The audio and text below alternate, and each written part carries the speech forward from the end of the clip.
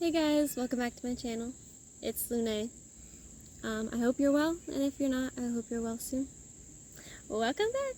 Here we are, once again, outside, in the great outdoors. I hear some birds behind me, love that. So, today I was going to talk about spiritual perfectionism, and how we get caught up in that sometimes. I have found myself, at times, wanting to improve so badly that it's actually to my own detriment. And it brings me in the opposite direction, where I put these expectations on myself to be the most spiritual person, most evolved person that I could possibly be. And in a way that is good, but I think it's also important to remember that there's no spiritual perfectionism, that we should need to put expectations like that on ourselves to achieve. And in fact, when we put the expectation of perfectionism on something, it brings us to stress, because there's no necessarily perfect one way to be spiritually.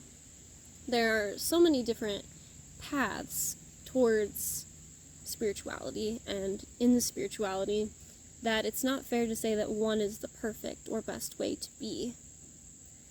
And also, this spiritual perspective, like perfectionism, this perspective, that's what I was saying there,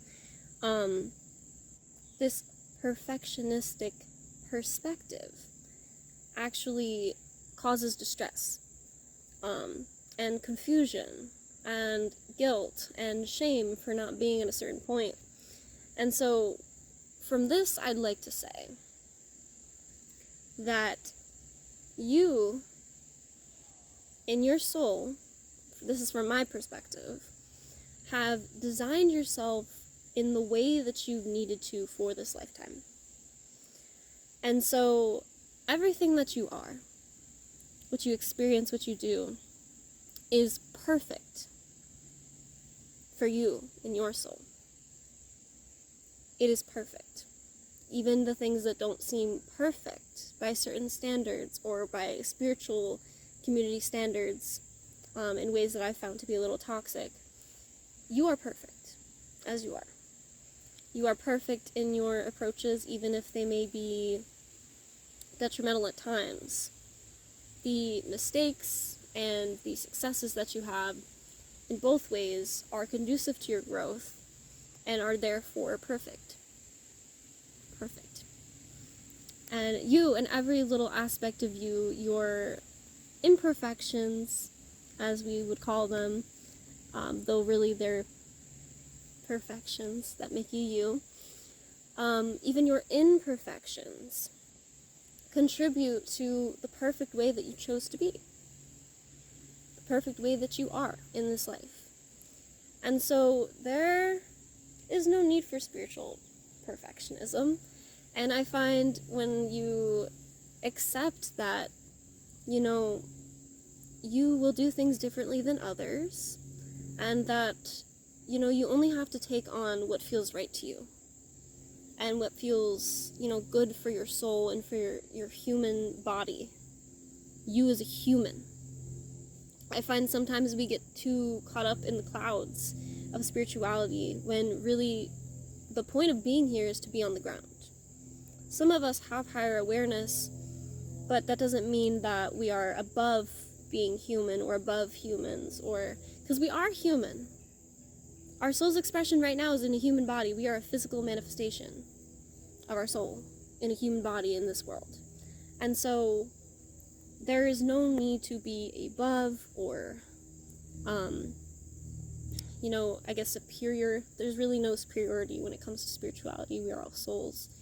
So you don't need to be in the clouds all the time and always looking from a higher spiritual perspective. You are also human. And so you will think like a human at times, you will be a human, you will experience the world as a human.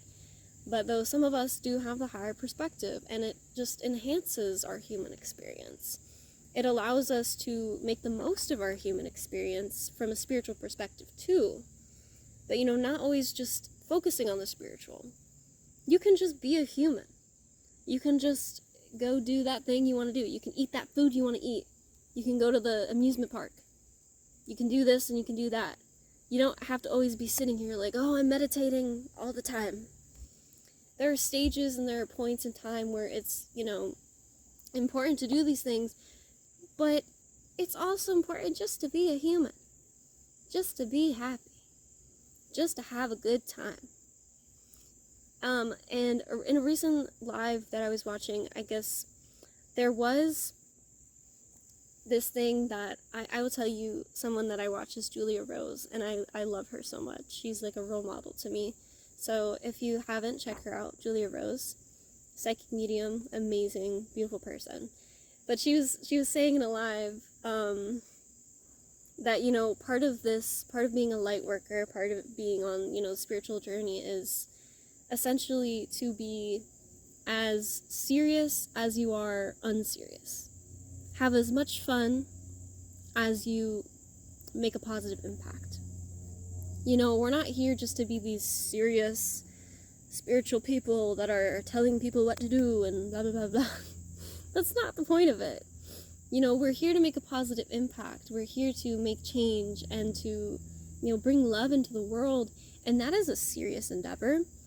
And yet, we are also here to just experience and to have fun and to love ourselves and each other. And that includes the way that you express yourself and the way you want to live. You are allowed to be who you want to be. And just because a spiritual thing says, oh, this is the best way to live, does not mean that you have to do that. You do what feels right for your soul and your own growth. But also just being able to enjoy being a human. What's the point of being here if you can't enjoy it? Hello, Bert. So yeah, don't be so hard on yourself when you are doing an hour-long meditation every day, because you're right where you're supposed to be. You are perfect as you are, in every moment, regardless of what you do or do not do. Being here is to learn lessons and to grow and to love and to, strive for a greater way of being, but also just to enjoy and appreciate the way you already are. And that includes others. Whether they're doing something you don't agree with or not, just objectively observing and appreciating their way of expression and of being. Even if it is toxic, it's the way they're choosing to be, it is the way that they've chosen to be, and it contributes something to the world and to their own growth. Being able to just see the beauty in all of it, as perfect or imperfect as it may seem to you or others. Because when there are people out here in the spiritual community saying, like, you have to do this, or you will not evolve, or you have to be this way, it's the best way to be, that isn't true. You just pick what feels right to you, and you do that, and you follow that. Because your soul, as perfect as it is now in this human body, knows exactly what you need, what you want, and what feels good for you. So you do not need to follow anyone in that way if it does not feel good to you. Okay? I thought that was an important message today. I was sitting down doing a puzzle with my mom, and we really were just talking about how,